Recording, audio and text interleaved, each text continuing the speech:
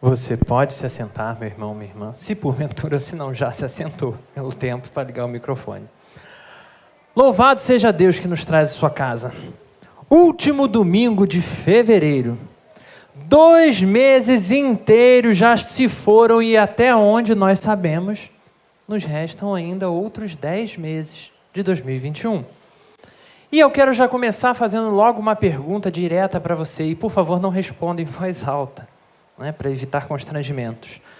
Qual o panorama do seu 2021 até aqui, até esse momento? Você tem conseguido conquistar as coisas que você se dispôs naqueles planos e projetos de fim de ano? Já foi surpreendido nesses 2 meses por novos desafios? Já foi agraciado por bênçãos que você nem sequer imaginava no fim do ano e que surgiram nesses 2 meses? Mais uma vez, estamos na casa do Senhor porque entendemos que Ele tem tudo o que o nosso coração precisa. Tem gente que está ficando mais velha, ou que ficou mais velha ao longo desse mês de fevereiro. Tem casal que celebraram mais anos de bodas.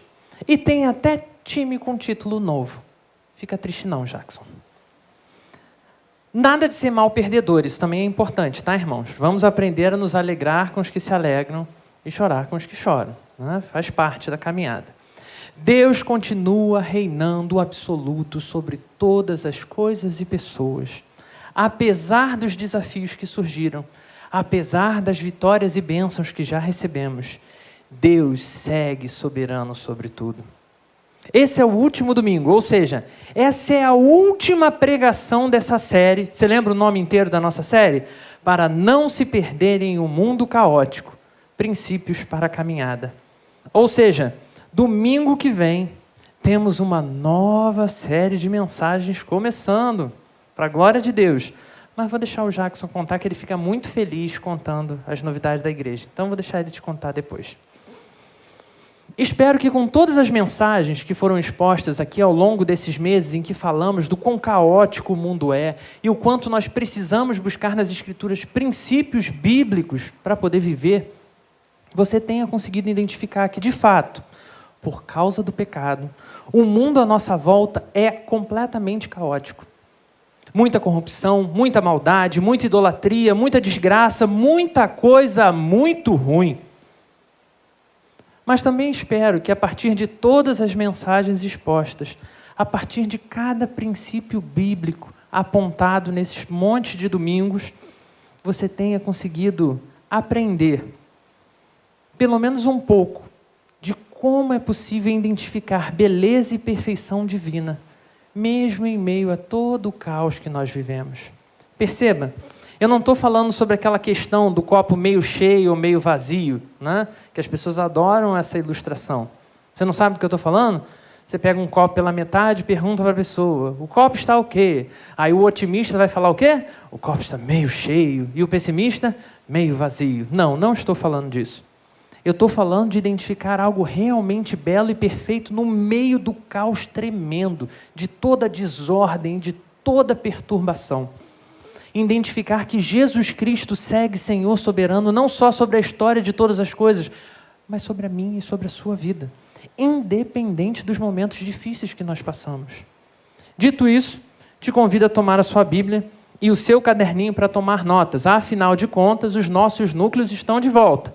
Então é importante você tomar nota para a gente poder conversar no núcleo depois. Nessa noite de gratidão, enquanto se prepara aí, vamos conversar sobre o tema saboreando a doçura em um prato amargo. Difícil, né?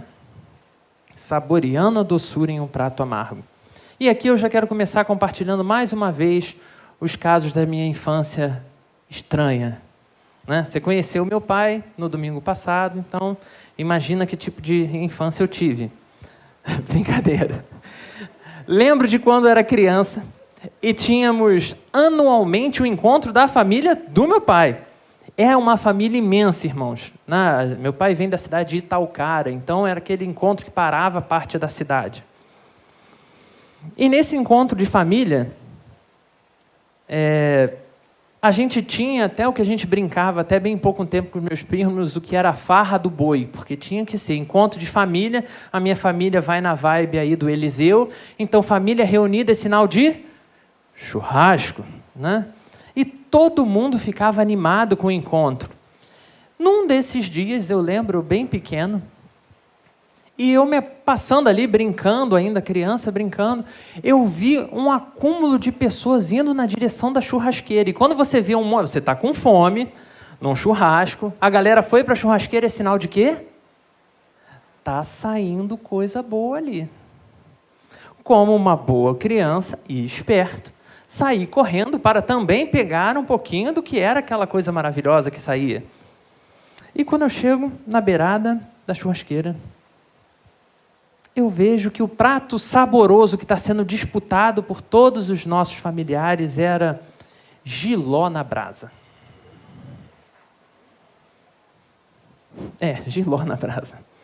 E eu lembro de pensar algo do tipo, desculpa, meu irmão, se você gosta de jiló, mas eu lembro de pensar algo do tipo, que nojo, jiló! Jiló é comida de passarinho, cara, não é comida de gente. E o mais bizarro era ver que as pessoas pegavam aquele pedaço de jiló na brasa e saboreavam, chega virando os olhinhos de tão maravilhoso que era. Que para mim, já naquela época, era uma iguaria, né, vamos dizer assim, mas extremamente amarga, impossível de saborear. Eles estavam conseguindo perceber, mesmo naquele prato, tão diferente, tão amargo, algo saboroso, saboreando a doçura em um prato amargo. Você está com a Bíblia à mão?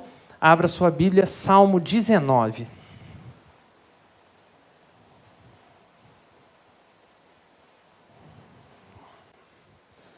Antes de passarmos à leitura do Salmo 19, te convido a mais uma vez fechar os seus olhos, vamos falar com Deus.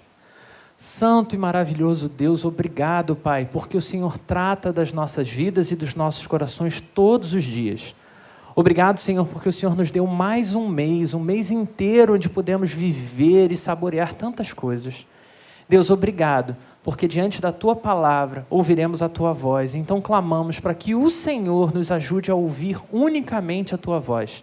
Que todo e qualquer outro pensamento, todo e qualquer outro desejo seja lançado por terra. E que diante do Senhor, nós sejamos mais uma vez colocados disciplinarmente no caminho que o Senhor tem para nós, em nome de Jesus. Amém.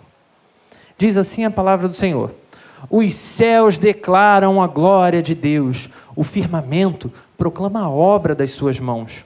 Um dia fala a outro dia, uma noite revela a outra noite. Sem discurso nem palavras, não se ouve a sua voz, mas a sua voz ressoa por toda a terra, e as suas palavras até os confins do mundo. Nos céus, ele armou uma tenda para o sol, que é como um noivo que sai do seu aposento e se lança em sua carreira com a alegria de um herói. Sai de uma extremidade dos céus e faz o seu trajeto até a outra. Nada escapa ao seu calor. A lei do Senhor é perfeita e revigora a alma. Os testemunhos do Senhor são dignos de confiança e tornam sábios os inexperientes. Os preceitos do Senhor são justos e dão alegria ao coração. Os mandamentos do Senhor são límpidos e trazem luz aos olhos. O temor do Senhor é puro e dura para sempre. As ordenanças do Senhor são verdadeiras, são todas elas justas. São mais desejáveis do que o ouro, do que muito ouro puro. São mais doces do que o mel, do que as gotas do favo. Por elas o teu servo é advertido. Há grande recompensa em obedecer-lhes. Quem pode discernir os próprios erros? Absolve-me dos que desconheço. Também guarda o teu servo dos pecados intencionais, que eles não me dominem. Então serei íntegro, inocente de grande transgressão. Que as palavras da minha boca e a meditação do meu coração sejam agradáveis a ti, Senhor, minha rocha e meu resgatador. Esse é um daqueles salmos de Davi que já vendeu ao longo da história muitos CDs. Se fosse atualmente Davi escrevendo e gravando, ele teria certamente ganhado o tal disco de platina, né? Estaria entre os top 10 de Spotify e Deezer. Que bela melodia seria essa! Só de ter contato com as palavras nós já somos edificados. No versículo 3, nós já conseguimos olhar e identificar que ele não só descreve a beleza e grandiosidade de todas as coisas, como até mesmo em silêncio a natureza é capaz de glorificar ao seu Criador, sem usar nenhuma palavra, apenas através da sua beleza e existência. Existe para a glória de Deus. É possível olhar para as vezes que o salmista cita o nome do Senhor nos versículos agora, 7, 8, 9 e 14. Anotou tudo aí? 7, 8, 9 e 14. Revelando que a glória do Criador de todas as coisas é revelada, de maneira que somos direcionados à necessidade de um Redentor que nos permita experimentar plenamente tudo o que Deus fez para nós experimentarmos. Como eu falei, né, no exemplo lá dos copos, né, meio cheio, meio vazio, para a galera que gosta de categorizar pessoas, lendo esse salmo, o salmista Davi seria facilmente categorizado como um otimista, um cara que vê beleza em tudo. Descreve apaixonadamente os céus e a terra. O sol, então, que coisa maravilhosa, ele descrevendo todo o percurso do sol. Que coisa linda. Durante alguns anos da minha vida, irmãos, eu queria compartilhar com vocês, porque eu fiz diariamente uma viagem maravilhosa. Como jovem suburbano, eu saía da minha casa para ir para a faculdade e tinha a oportunidade de estudar na UFRJ, na URCA, que tem um caminho belíssimo. E eu podia contemplar parte da minha viagem no centro histórico do Rio de Janeiro. E em seguida, saindo do centro histórico, eu caía no aterro e vinha olhando toda a beleza do Senhor. A incrível paisagem que a gente encontra lá de Aterro do Flamengo, Praia de Botafogo e outras coisas. Que coisa maravilhosa, que experiência que eu tinha. Mas com o passar do tempo, né, e são muitos anos de faculdade, quem já entrou nessa labuta aí sabe como é que funciona, com o passar do tempo eu fui percebendo que essa viagem que era tão maravilhosa, tão extraordinária, era uma viagem que levava mais ou menos 2 horas de ida e 2 horas de vinda. E isso começa a cansar. E cada dia que passava eu contemplava menos toda aquela beleza que tinha no caminho. E mais detalhes se somavam à minha viagem. Você que viaja constantemente com transporte público, você vai se deparar com algum deles também. Se ainda não viu, ele está lá. São eles: o ônibus mega lotado, todo santo dia. Muita gente sem nenhuma educação, empurrando, sendo grosseiro, perturbando, incomodando, se pendurando em mim. Só porque eu sou grande eu tenho que me segurar e tenho que segurar os outros. Gente se esfregando para se aproveitar de mulheres na condução. Sim, século 21 e a gente ainda vê isso acontecendo. Gente tentando se aproveitar e furtar material de mochilas e bolsas. Gente fedida já às 6 horas da manhã. O cara está indo para trabalhar e já está indo fedido. E pouco a pouco, cada uma dessas perturbações da viagem me cegaram para toda a beleza que eu podia contemplar no caminho. O mesmo, meu irmão, minha irmã, acaba acontecendo com cada um de nós, num contexto geral. Contemplamos a beleza de Deus revelada no mundo, nas pessoas, nas coisas, nos relacionamentos, mas com o passar do tempo, é como se a rotina fosse nos fazendo ficar meio anestesiados para as partes boas e para as partes que nos maravilhavam antes. E só o que é ruim passa a chamar a nossa atenção. Acontece em casamento, onde os noivos toleram tudo em nome do amor no início. Não lavou a louça? Não, tudo bem, eu lavo hoje. Não lavou hoje de novo? Não, tudo bem, eu lavo hoje. Não lavou hoje de novo, não? Tudo bem, eu vou lavar. Até que o estresse passa a dominar a rotina. E o que era simples de fazer em nome do amor, já não é mais nem suportável. E as brigas começam e a magia do amor acaba. Acontece com a admiração pelas primeiras palavras de um bebê, que com o tempo é facilmente substituída pelo termo paterno: cala a boca, moleque, que está me perturbando. Mas esse amor e contemplação perdido pelas maravilhas de Deus na sua criação e nas relações, não é o único lugar onde nós podemos sim identificar algo doce diariamente. Ao prosseguir lendo esse salmo, podemos identificar nos versos 7 ao 9 o mesmo amor e admiração que acontece em relação à natureza, acontecendo também em relação às Escrituras Sagradas. Atente o que o salmista diz: a lei do Senhor é perfeita e revigora a alma. Os testemunhos do Senhor são dignos de confiança e tornam sábios os inexperientes. Os preceitos do Senhor são justos e dão alegria ao coração.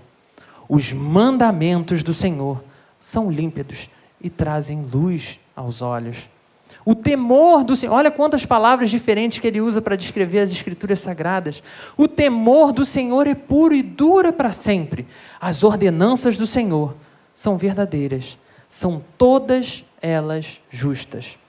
O salmista reconhece na lei de Deus tudo que o coração dele precisa para tomar decisão, para se alegrar, para entender as coisas, para conhecer o que é a verdade na vida. A palavra de Deus tem tudo o que o meu e o seu coração precisa. E isso é maravilhoso. Isso é uma bênção de Deus dada por nós. Essa admiração pela palavra de Deus que o salmista descreve também é registrada pelo apóstolo Pedro, quando escreve a sua carta. Na primeira carta ele diz o seguinte, capítulo 1, 24 ao 25. A erva seca e a flor cai, mas a palavra do Senhor permanece para sempre. O mesmo também é registrado por João, capítulo 6, 168, falando de novo do tal do Pedro, que ele vai dizer: Senhor, para quem nós iremos, se só Tu tens as palavras de vida eterna? Esse mesmo amor fez com que o profeta Isaías registrasse, capítulo 28, versículo 29, Ele é maravilhoso em conselho e grande em sabedoria. Ou mesmo que fez Paulo registrar na sua segunda carta ao seu amado Timóteo, capítulo 3, versículos 16 e 17. Toda a Escritura é inspirada por Deus e útil para o ensino, para a repreensão, para a correção e para a instrução na justiça, para que o homem de Deus seja apto e plenamente preparado para toda boa obra.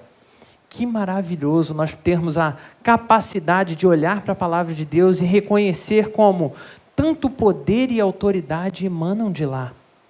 Ela precisa ser a nossa regra de fé e prática. Ela é essa nossa regra de fé e prática. Nela, eu e você baseamos toda a nossa vida. Mas isso é verdade?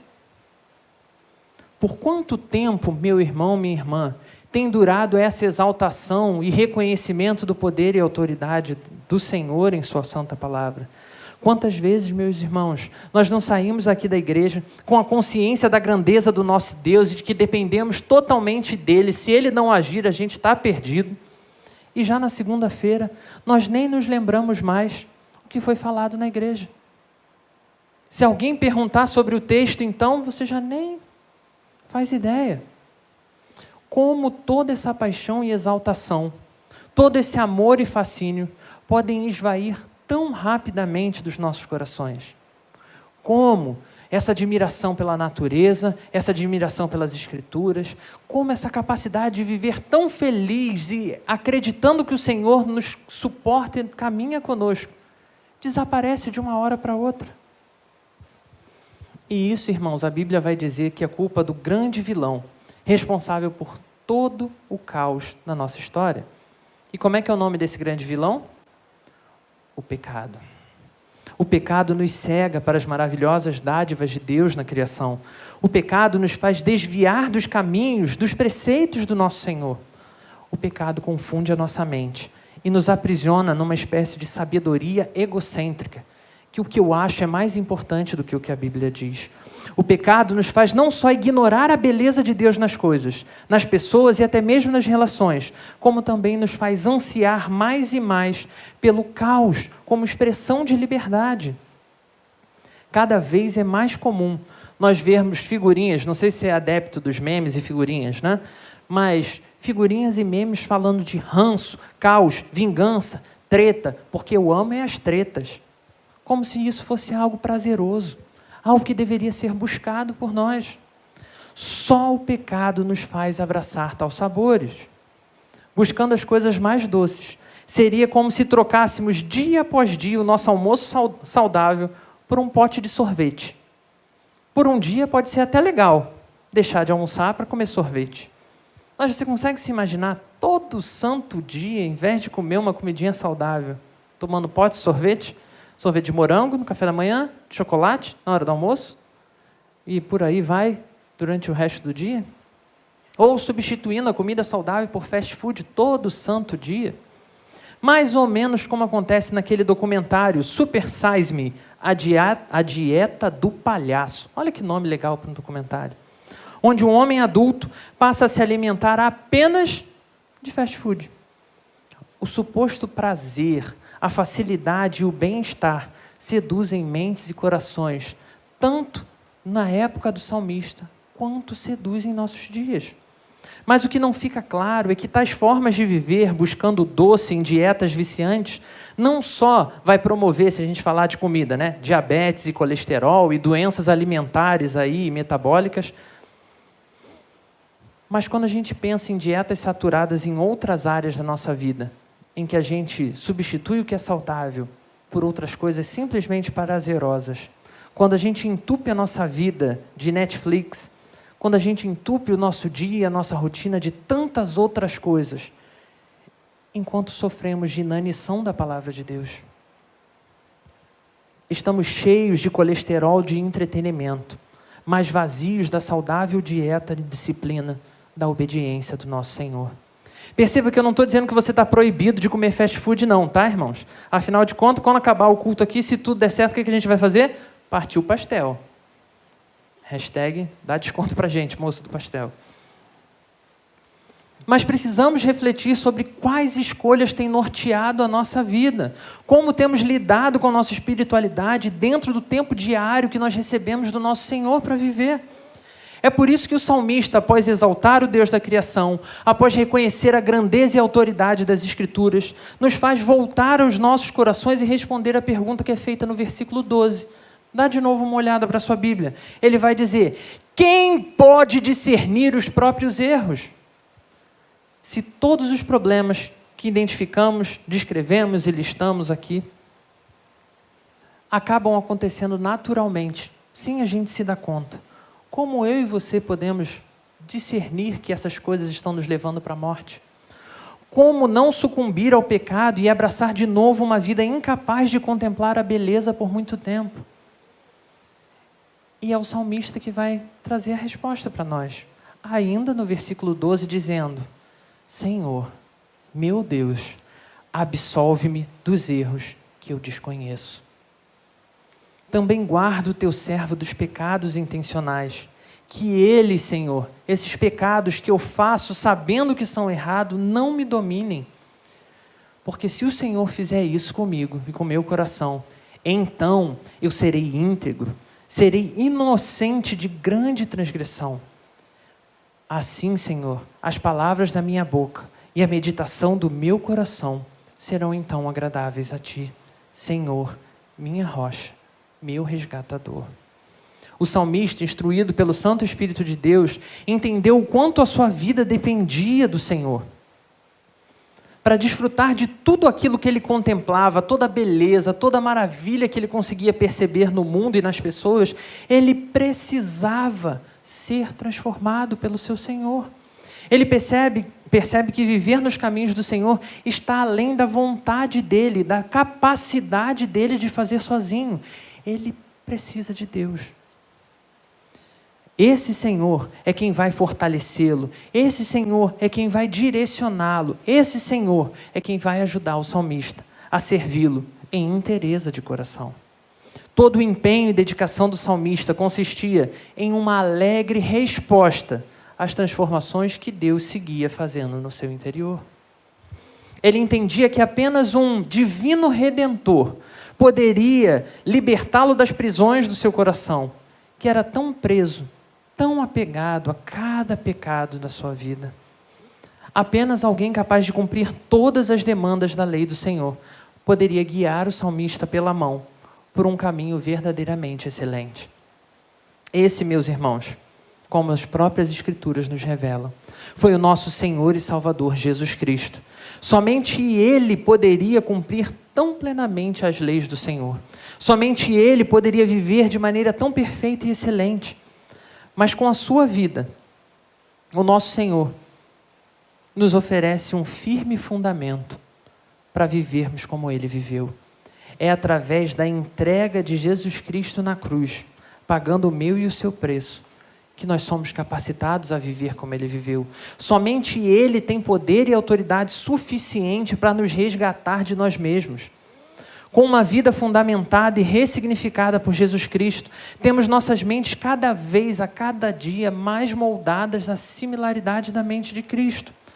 Somente assim eu e você poderemos então encontrar a beleza em meio a tanto caos.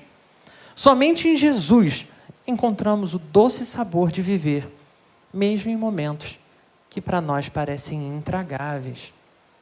Em Jesus, até mesmo aquele prato amargo, até mesmo aquele jiló, pode se tornar uma experiência doce, ressignificada, redirecionada para a glória de Deus. Então eu te pergunto, que sabor atualmente define a sua vida?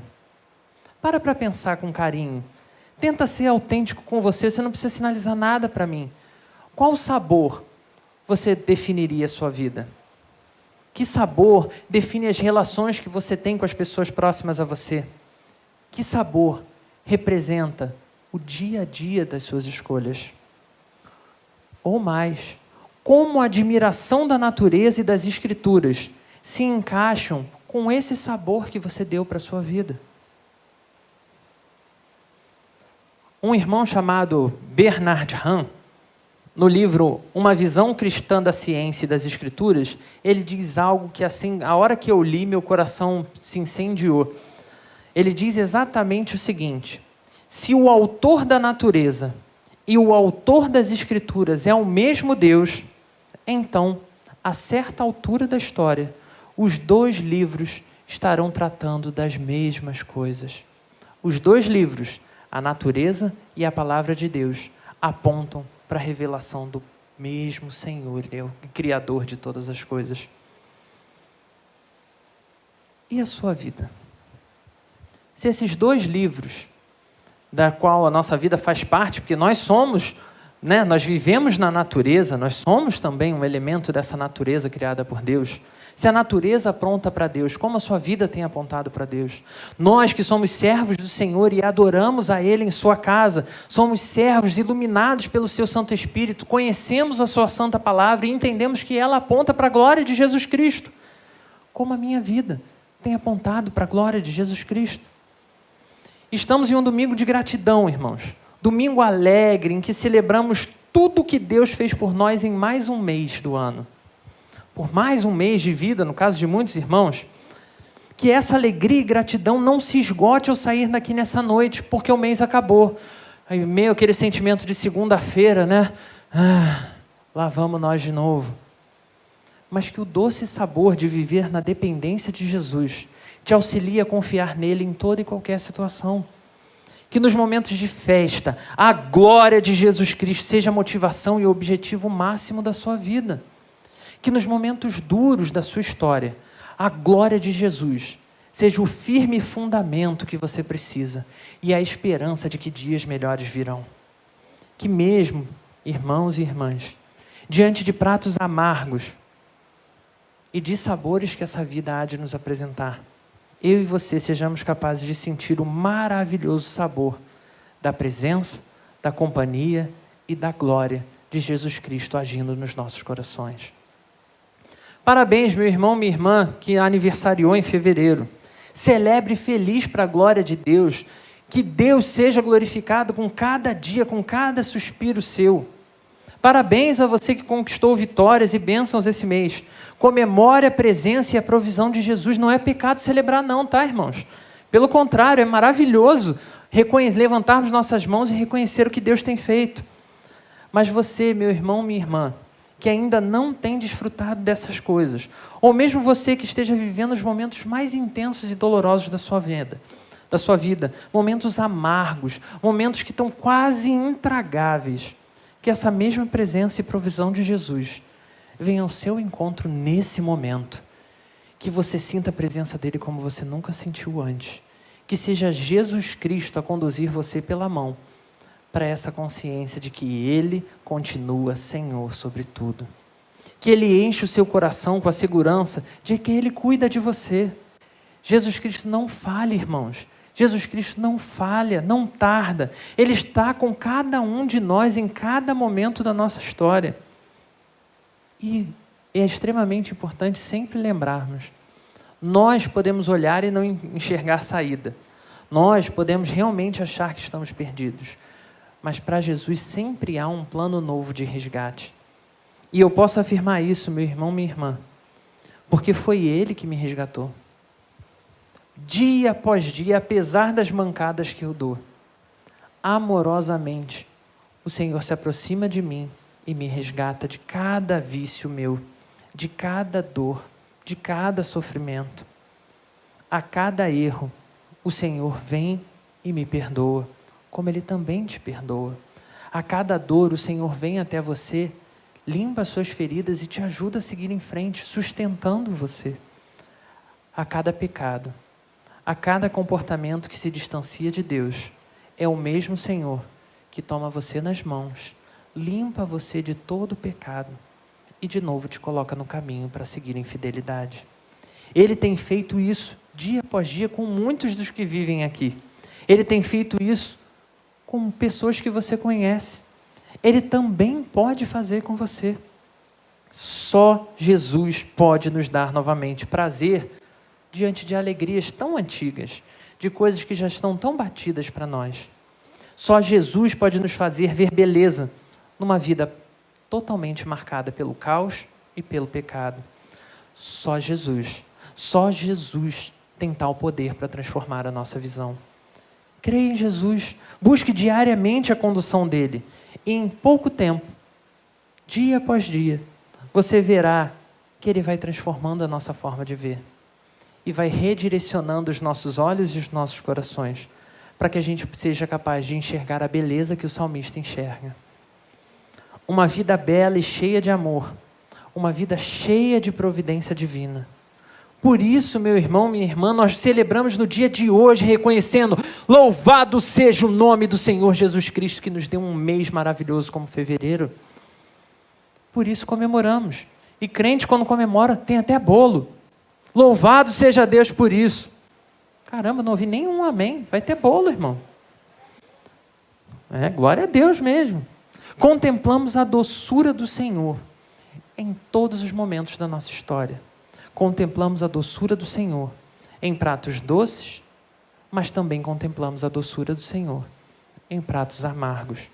Que diante de toda e qualquer situação, seja Deus, o nosso Senhor amado, Salvador, Resgatador, o Senhor Jesus Cristo, que venha na sua direção, que moa o seu coração e que resgate você de você mesmo, para você viver toda essa plenitude que Ele oferece para aqueles que amam e caminham com Ele. Você pode fechar os seus olhos? Santo Deus, muitas vezes a nossa vida, Pai, tem sabores que nós não escolhemos.